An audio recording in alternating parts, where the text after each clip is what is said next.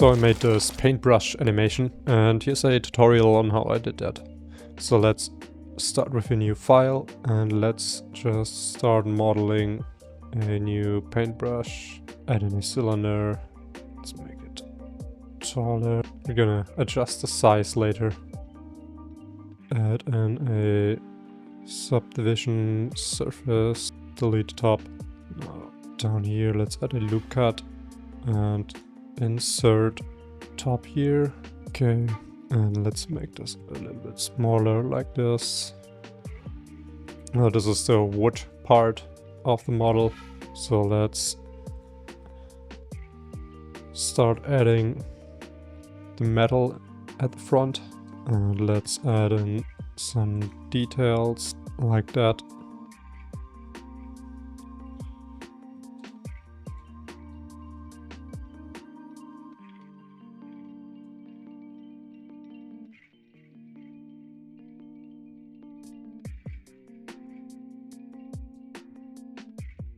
And let's make extrude another part here, scale it a little bit down. So yeah, this is our metal part of the brush. So let me save this file. Brush tutorial. Okay, so at the top end, let's set our cursor there and add in a curve. Let's rotate it and set the first point to the origin, and let's scale it 0 on the y-axis to make it a straight line.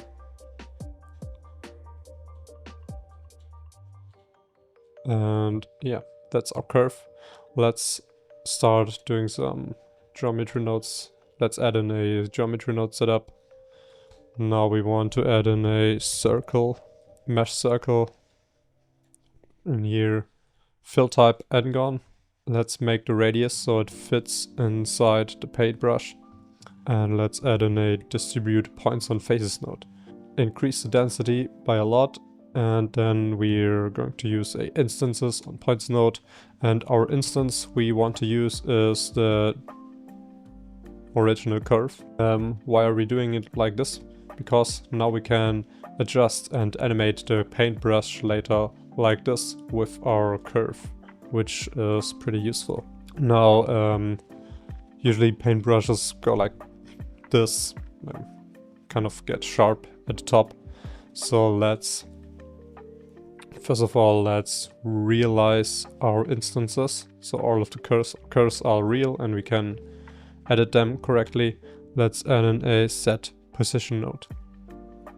And now we want all of these top points here to be at the original position where our handle right here is. So what we could do is what we have to do is capture the attribute before it is scattered. And the attribute we want to capture is the position. If we turn on the attribute text, all of these top points here have the same position because it is captured before it is scattered. So now we can put the position into the position of the set position after it is scattered, and all of the points will be at their original location. But we want to edit this and use it as a offset so we can manipulate it more easily. So let's add in, but this will create some weird things. So to fix this, we can use a vector math node, subtract, and subtract the original, the actual position. And now we basically have the same effect as if we would have just put in the position node in here. So let's let's use another vector math node and set it to scale. And now you can see we can scale this effect, which will be useful now because we can use a spline parameter node and use the factor for that. And now we got exactly what we want, just in reverse. So let's add in a curve, float curve node, and now we can switch these points.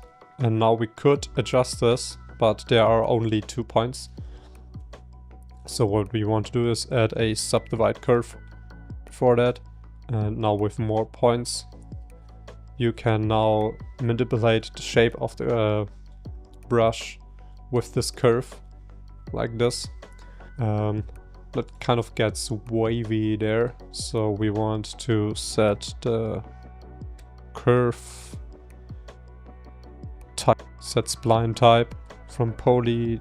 Let's use cut more room, which is kind of a subdivision, which makes it more smooth. So yeah, now you can see if we do stuff like this, it will automatically all adjust to it.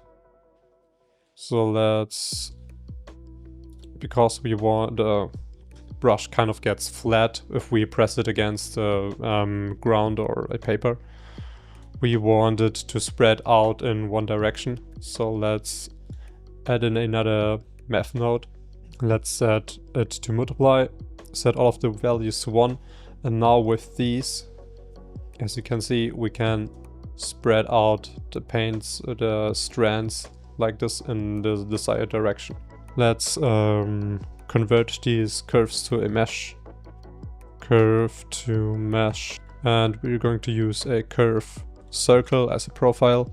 Let's turn down the resolution to the minimum and use this as a profile curve. Let's set the spline radius this and make the strands a bit thinner.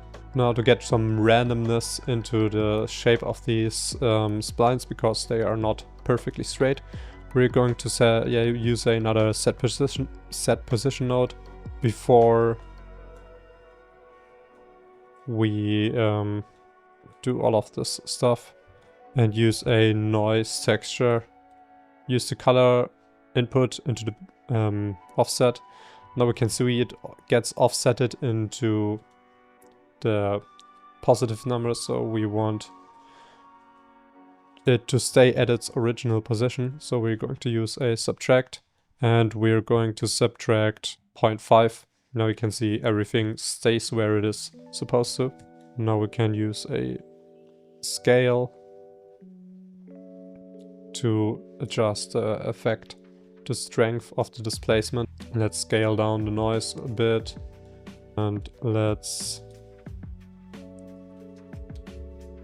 add an AHDRI so we can see what we are doing. So yeah, this is our paintbrush. We also want to create a little bit of random variation at the top right here, because it is also not supposed to be completely straight. So let's add in a trim curve right here, and let's affect the start. Let's add in a random value node. Use this as at the start, and let's turn the max down to a small number, not that small. Yeah, like this. Now we have some slight variation in the length. So yeah, let's start adding some materials. First I'm gonna start with the wood. Go to the shader editor. Let's add in a wood texture. Let's use this one here.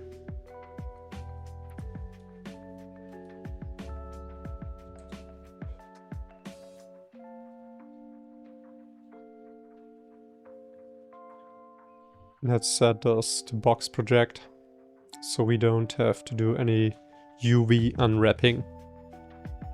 This maybe let's turn down the normal bit and use the displacement as a bump. Maybe make the wood texture a bit smaller. Yeah, like this. So because this is a paintbrush and probably has been used, we want to add some paint smudges on the wood. So let's add in a noise texture, and the noise texture already has a color output. Let's use the object data as the vector for the noise. Let's decrease the size of the noise like this. Also, we want more saturation in the colors. Let's set it to 5. Yeah, that should be fine. Add a little bit more detail, roughness, and let's mix this into the color of the base texture of the wood.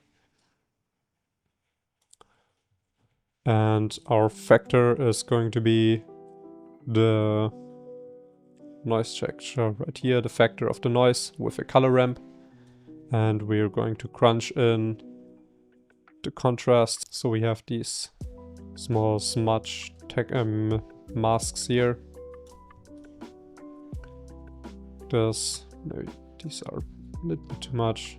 Yeah, maybe these smudges are a little bit too small. So let's duplicate the noise texture and make it even bigger.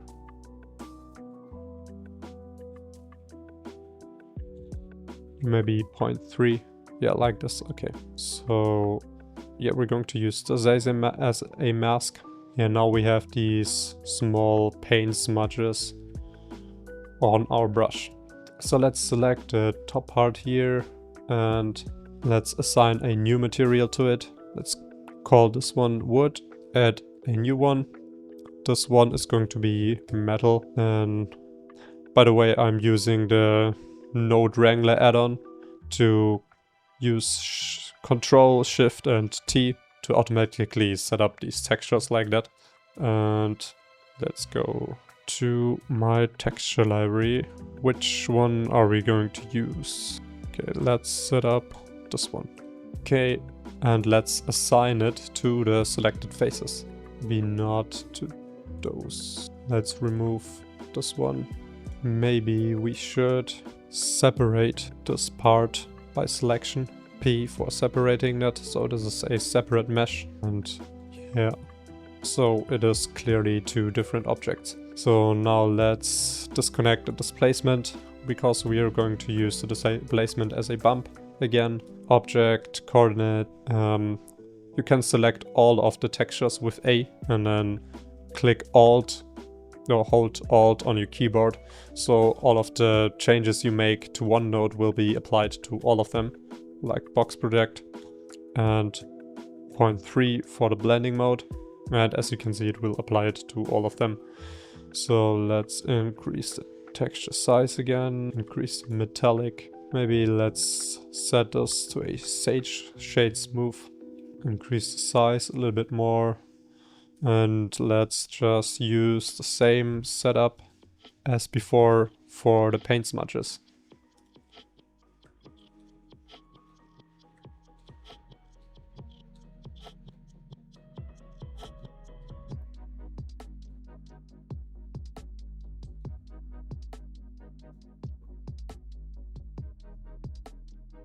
We could also set this to 4D, so we can have this new V slider, which is kind of a procedural seed. Let's play around with the roughness a little bit. Like this. Also, the paint smudges shouldn't be metallic because it is paint on metal. So let's use a map range of the color ramp and use this as a metallic. So now only the paint smudges are metallic, so we want to invert it, set the minimum to 1 and the maximum to 0. So now we have a more realistic paint smudge effect.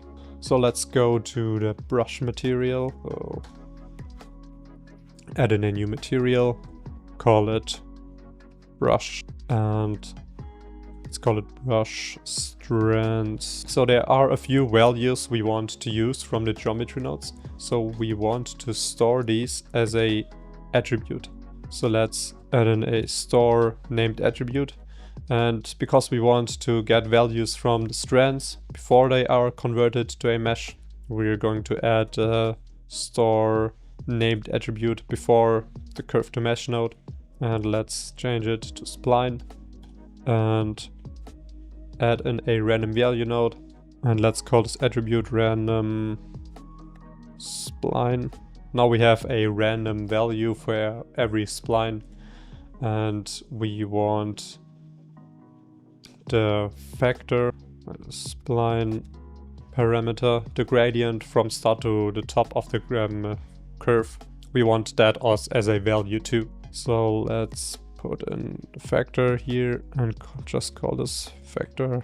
And we want to use this on the points, not on the entire spline.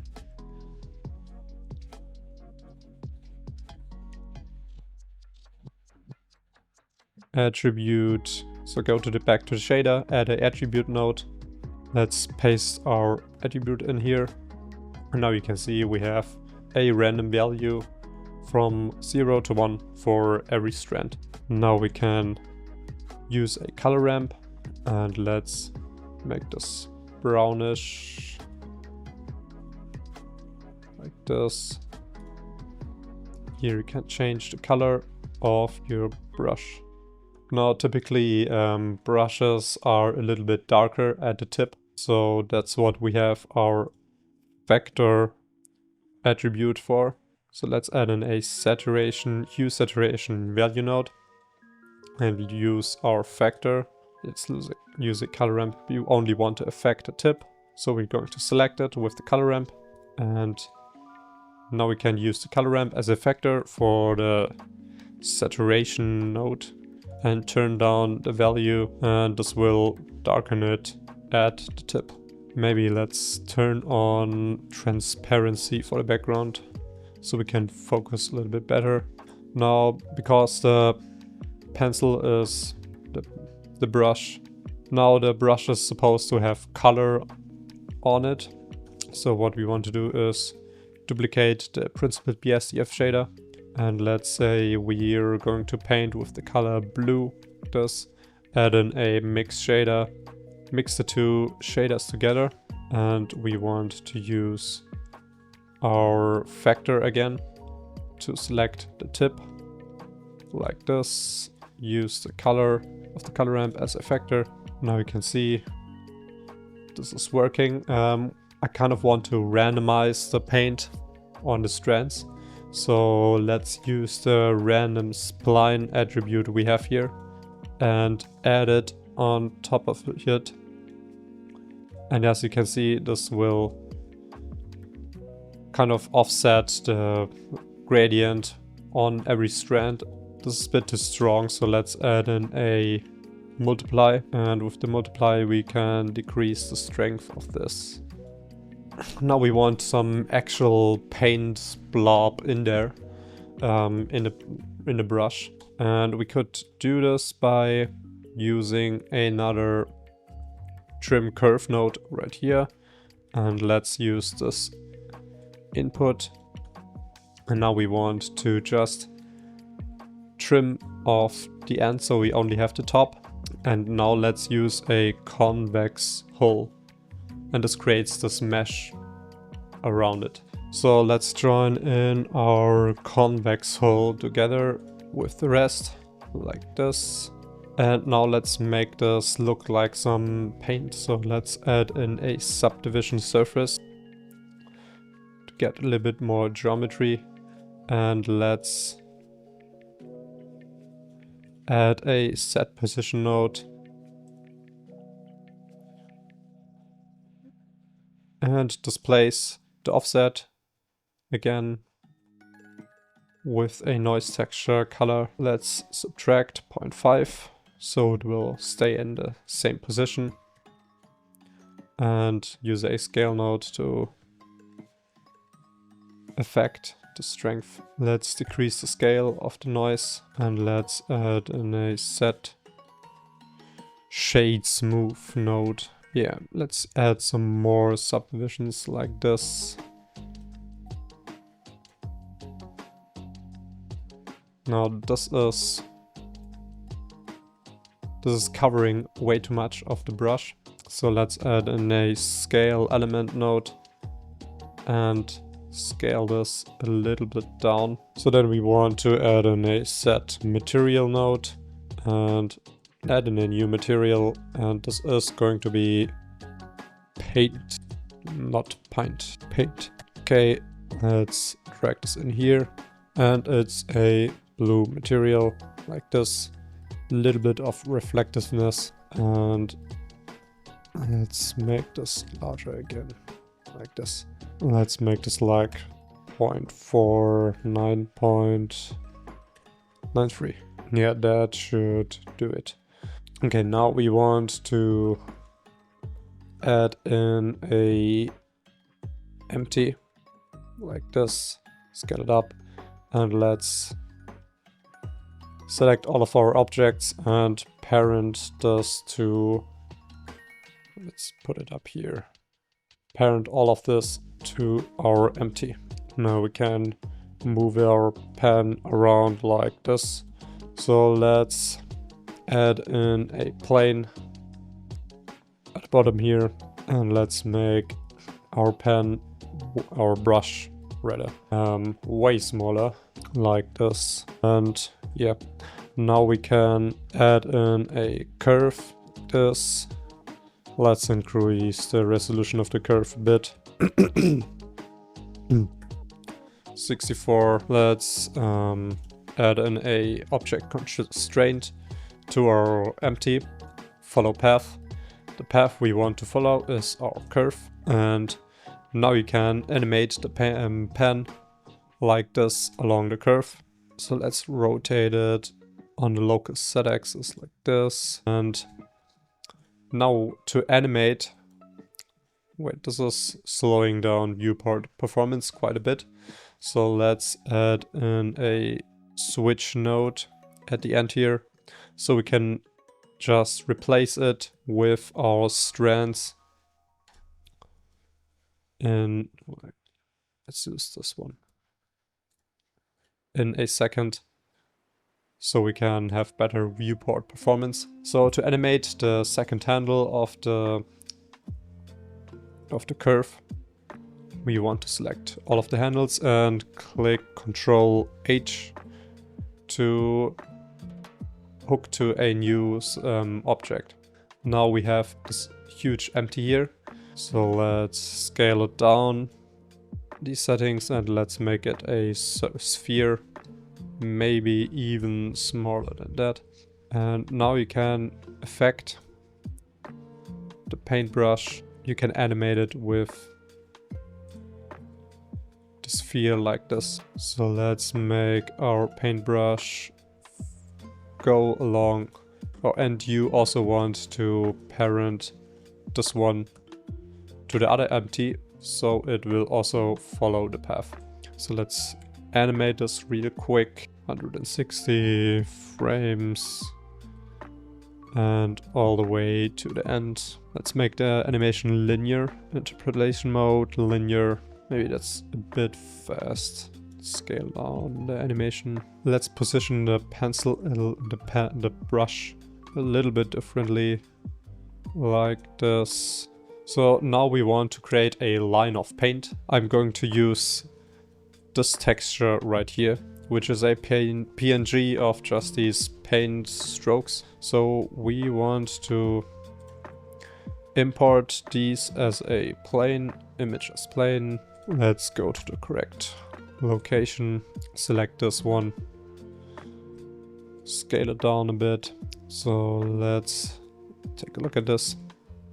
Now we want to separate them into individual objects.